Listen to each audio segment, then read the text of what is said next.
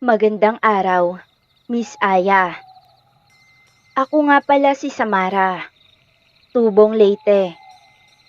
Ang karanasang ibabahagi ko sa inyo ay kamakailan lang ito nangyari. Kasalukuyang nagkikwentuhan kaming dalawa ng matalikong kaibigang si Clarissa. Nang may matanaw kaming dalawang binatang papadaan. Sa paningin ko ay bagong mukha lamang ang dalawang binatang iyon. Kaya't alam kong mga dayuhan ang dalawa. Sa unang tingin ko pa lang ay naagaw na kaagad ang atensyon ko sa binatang may dalang backpack at nakasombrero. Maputi siya, matangkad at maganda ang pangangatawan. Mukha siyang yayamanin at parang ang bango-bango niya. Siguro palaging nagji-gym ang binatang yan. Ang ganda kasi ng hubog ng katawan niya. Ang macho. Siguro ang sarap-sarap niyang yakapin. Sambit ko sa isipan. Hoy bruha, ang kati mo. Magtigil ka nga dyan sa pag-iisip ng kung ano-ano. Nakakahiya ka. Agarang saway ko sa isipan at sa iba ko na lamang ibinaling ang pansin para hindi naman ako magkasala sa isipan. Noong marinig kong nagsalita ang binata, ay mas lalo ko siyang hinangaan. Ang sarap sa tenga pakinggan ng boses niya. Baritono at machong-macho talaga. Hay, siya na kaya ang Prince Charming ko? Bulong ko sa sarili, tila ba nangangarap ng gising. Ay, Bwisit, sinabing magtigil ka eh. Ang harot mo ha, kurutin ko yung singit mo. Saway ko na naman sa sarili. Teka lang pre, tama ba tong bar yung napuntahan natin? Parang naliligaw na yata tayo ah. Rinig kong tanong ng kasamahan ni Prince Charming. Ng gwapong binatang unang nagpatibok ng aking puso. Miss Aya, sabihin niyo ng haliparot ako. Maharot na sa kong maharot. Basta, nang mga sandaling iyon, ay hindi ko talaga napipigilan ng sariling magpasakop sa aking isipan. At pangaraping, kasama sa iisang bubong, ang gwapong binatang nakikita ko. Natigil lamang ang pag-iisip ko ng ganong kamunduhan nang marinig kong magsalita ang binata. Oo, tama to. Hindi tayo naliligaw. Teka, magtanong-tanong na lang tayo kung saan nakatira si Lolo Pedring. Sagot ng gwapong binata na sinang-ayuna naman ang kasama nito. Nang tumingin sa amin ang dalawa, ay bahagya akong napaiktad dahil sa naramdaman ko ang mahinang pagkurot ni Clarissa sa tagiliran ko. Para tuloy akong kinagat ng maliit na langgam. Nang tignan ko ang kaibigan ko, ay nakita ko siyang grabe ang mga ngiting pinapakawalan. At parang kitikite na hindi mapalagay sa kinauupuan habang nakatingin sa dalawang binatang naglalakad pa palapit sa amin. Hoy girl, ngipin mo oh, malalaglag na. Tsaka parang tutulo na yata yung laway mo. Kung makangiti ka kasi wagas. Kunway sabi ko sa mahinang boses. Huwag na ako girl. Kung makasaway ka sa akin, akala mo hindi ko nakitang nakanganga ka rin kanina at parang asong dilat ang mga matang nakatitig sa dalawang binata ha?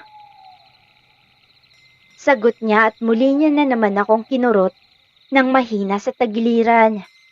Hinampas ko naman siya ng marahan at nagkabiruan pa nga kaming dalawa.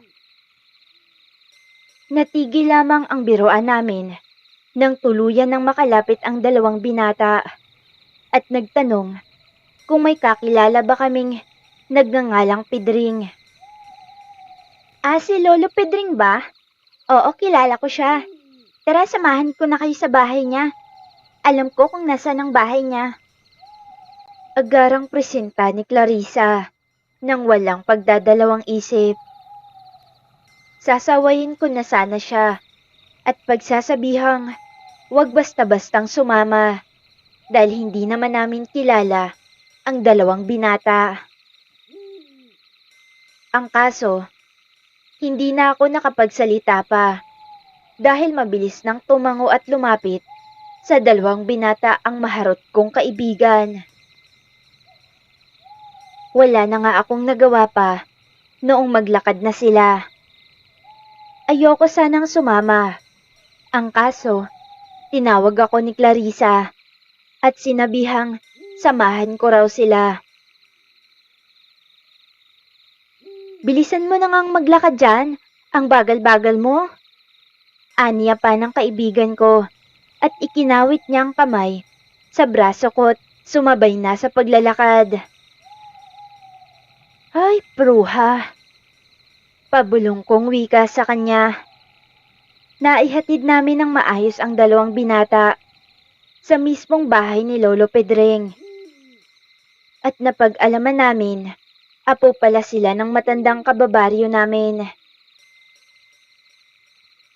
Nagpakilalang Seth ang binatang unang umagaw ng pansin ko at si Mark naman ang kasamang pinsan pala nito. Doon na raw sila maninirahan dahil may trabahong ginagawa sila malapit lamang sa baryo namin. Mga isang sakay lang mula sa baryo namin papunta sa trabaho nila. Hindi ko masyadong kinikibo si Seth, Miss Aya, dahil sa nahihiya talaga ako at pakiwari ko ay magba-blackout ang isipan ko kapag kaharap siya. Yun bang wala nang ibang pumasok sa isipan ko kundi ang gwapong mukha ng binata. Sa tingin ko naman ay mabait at magiliw kausap si Seth. Seryoso din siya kung makipag-usap, pero mahahalata mo sa boses niyang malambing siya. Hindi gaya ni Mark, napakaloko. Lahat na lang yata ng ibinabatong usapan ay purong kalokohan. Uuwi na ba kayo? Tanong ni Seth sa amin nang magpaalam na kami kay Lolo Pedring. Sasagot na sana ako sa tanong ni Seth, pero hindi na ako nakapagsalita pa dahil si Clarissa na ang sumagot. Sinabi niya sa binatang, uuwi na kami, biniro niya pa nga ito, Miss Aya, na kung gusto raw ni Seth, ay kami naman ang ihatid nila pauwi sa bahay. Sure, why not? Nakangiting sagot ni Seth sa sinabi ng kaibigan ko. Ay naku, wag na. Binibiro ka lang ni Clarissa. Sige na, alis na kami. Agarang sabat ko, bago pa man makapagsalita ang kaibigan ko. Magmula nga nang makilala ko si Seth, ay walang araw na hindi ko siya binabanggit kay Clarissa. Sinasabi ko sa kaibigan ko na sa kauna-unahang pagkakataon ay may binatang pumukaw sa nananahimik kong puso. O diba, Miss Aya, ang corny ko. Ganun lang po yata kapag may minamahal kang tao. Minsan nga ay kunwari kaming dadaan sa bahay ni Lolo Pedring para lang makita ko ang binata kahit sa malayo lang. Sapat na sa akin yun. Basta ang mahalaga ay makita ko si Seth kahit isang beses lang sa isang linggo ay ayos na sa akin. Sa paglipas ng mga araw ay napapansin kong palagi nang abala ang kaibigan ko, pero hindi ko alam kung ano ang pinagkakaabalahan niya. Sa tuwing pumupunta naman ako sa bahay nila ng kanyang lola, ay wala ang kaibigan ko. Kapag tinatanong ko naman si Lola Isme, Kung nasaan ang kaibigan ko, ang tanging na isasagot niya lang sa akin ay hindi niya alam. Basta't ang paalam lang sa kanya ng apo ay dyan lang raw ito sa malapit. Isang umaga nga, nasa tindahan ako't bumibili. Nang marinig kong pinag-uusapan nila Aling Nida, ang dalawang binatang apo ni Lolo Pedring, at ang kaibigan ko. Hay, ewan ko ba dyan kay Clarissa? Kung makadikit doon sa apo ni Pedring akala mo ahas na nakalingkis palagi. Aniya pa ni Aling Nida. Talaga? Alin doon sa dalawang nililingkisan ni Clarissa? Yun ba yung tisoy? Tanong naman ng isa pa.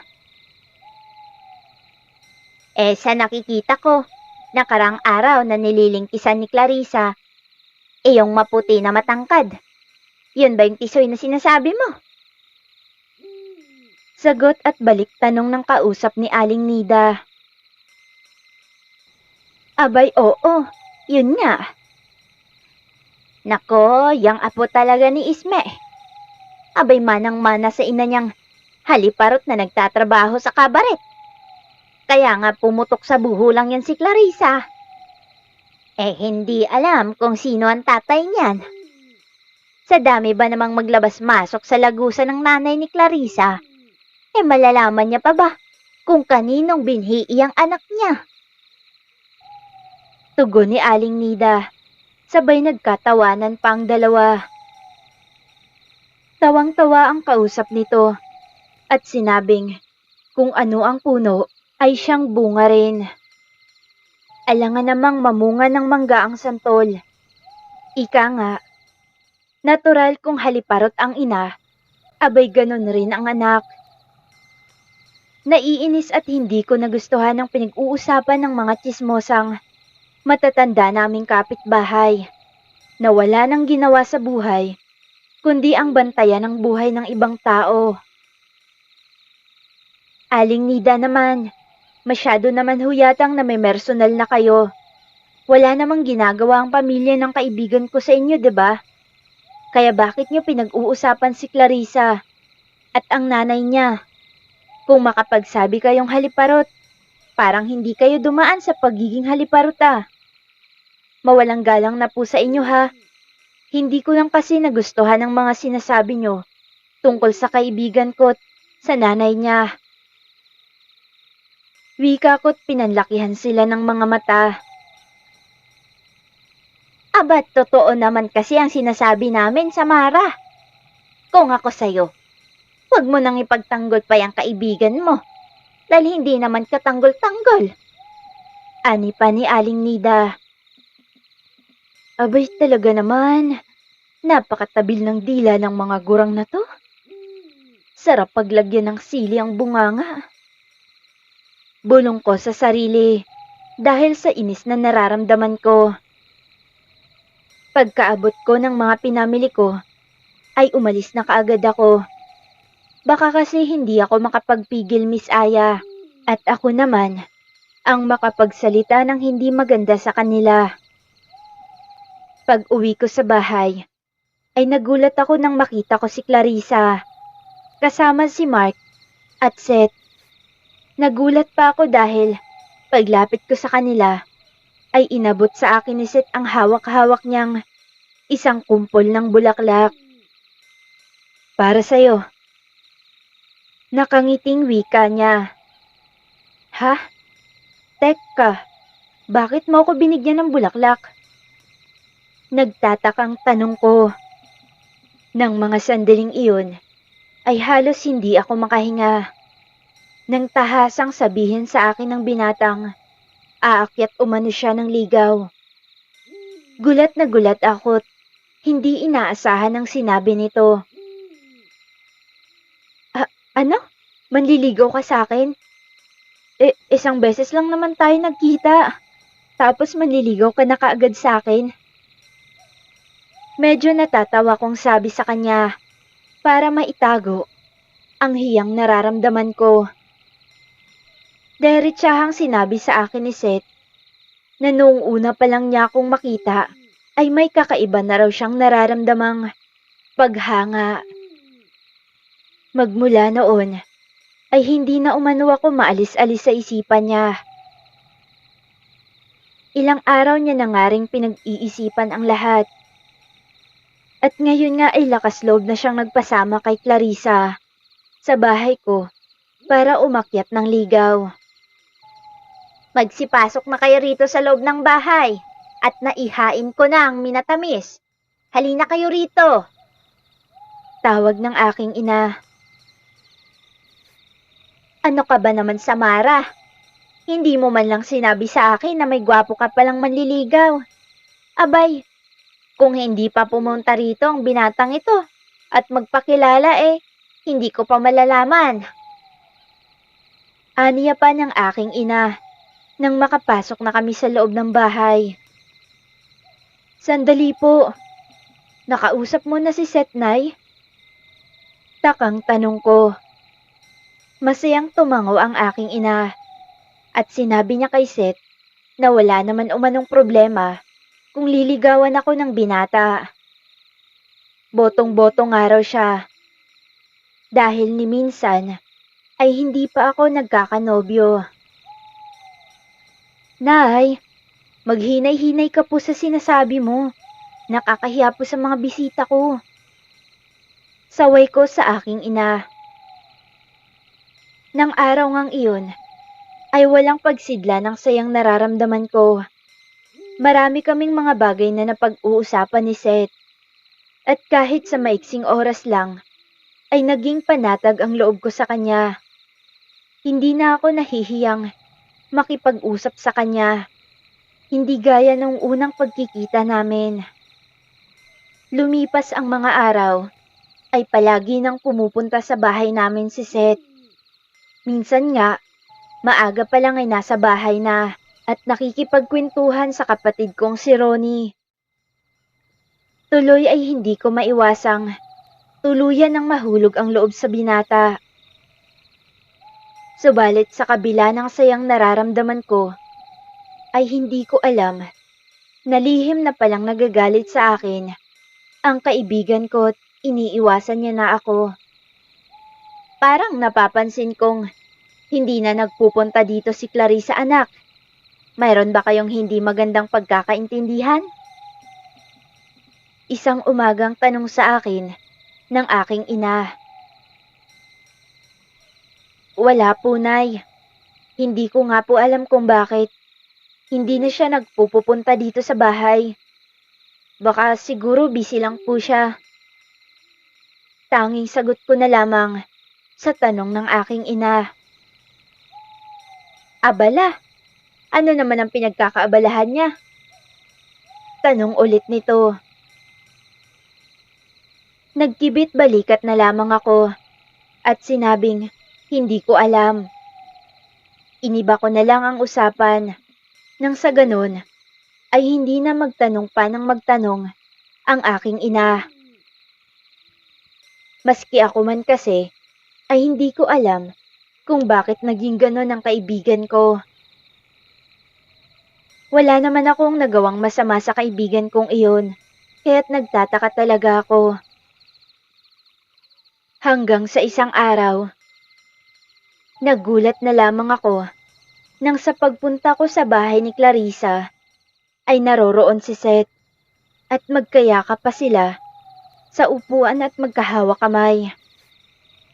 Saglit akong nanigas sa kinatatayuan ko at hindi makapagsalita at sobrang lakas ng kabog ng dibdib ko. Clarissa, anong ibig sabihin nito? Nauutal kong tanong nang makalapit na ako. Ha? Alin ito ba? Pabalik na tanong sa akin ni Clarissa at itinaas pa ang kamay niyang nakahawak sa manliligaw ko. Si Seth naman ay parang wala lang sa kanya na nakita kong magkahawak kamay silang dalawa ng matalik kong kaibigan. Ito. Ay kasi kasintahan ko na si Seth. Sinagot ko na siya nakaraan pa. Kaya eto, sa sobrang saya ko napayakap ako sa kanya. Maarting sagot ni Clarissa at proud na proud pa siyang hinalikan sa pisngi si Seth na siyang mas lalong nagpakirot ng dibdib ko. Pero hindi ko na naituloy pa ang sasabihin dahil sa nakita kong inakbayan ni Seth ang kaibigan ko at tinawag na mahal. Pakiramdam ko ay parang binuhusan ako ng napakalamig na tubig ng mga sandaling iyon. Habang pinagmamasdan ko sila kung paanong maglambingan, ay parang hindi man lang ako nakita ni Seth na kay Clarissa lamang ang buong atensyon niya at niyang kausapin nga ako ay hindi niya ginawa. Dahil sa hindi ko na nakayanan pang makita sila sa ganoong eksena, ay umalis na lamang ako ng walang pasabi. Ni hindi na nga ako pumanhik pa sa loob ng kanilang bahay para magmano kay Lola Isme, gaya ng nakagawian ko kapag pumupunta ako sa bahay nila Clarissa. Habang naglalakad na nga pa uwi, ay hindi ko na mapigilan ng mga luhang kanina pa nagbabadyang pumapatak. Kung kailan bala ko nang sagutin ang binata, ay saka ko nakita ang ganoong eksena. Kaya pala mag-iisang linggo nang hindi pumupunta sa bahay si Seth. Yun pala'y may iba nang pinupuntahan. At si Clarissa naman, na itinuring kong matalik na kaibigan, inahas niya ang lalaking mahal ko. Na sana'y alam niya naman nung una pa lang na may gusto ako kay Seth. Walang araw na ikinikwento ko nga sa kanya noon kung gaano kong hinahangaan si Seth. Pero bakit ganon? Bakit kung sino pa ang itinuring kong matalik na kaibigan, ay siya pa pala ang taong aahas sa taong mahal ko? Simula nga nang makita ko ang ganong kaganapan, Miss Aya, ay hindi na kami nagpapansinan ni Clarissa. Hindi na rin naman siya pumupunta sa bahay namin. Kaya't pinatunayan niya lang talaga ang tumatakbo sa isipan ko. Dahil sa maliit lang naman ang komunidad na ginagalawan namin, ay kumalat na sa buong baryo ang tungkol sa ginawa ni Clarissa. Alam kasi ng mga tsismosa naming kapitbahay na nanliligaw sa akin ang binata. Pero nagulat na lamang sila nang naging nobyo ni Clarissa ang lalaking nanliligaw sa akin. May mga nakapagsabi pa ngang baka ginayuman ni Clarissa ang binata. Dahil halata naman raw noon na walang pagtingin ng binata sa kanya. Biruin mong halos lumingkis na si Clarissa kay Seth, pero sa huli ay sa akin pa rin ang ligaw ang binata. Kaya't labis-labis ang kanilang pagtataka.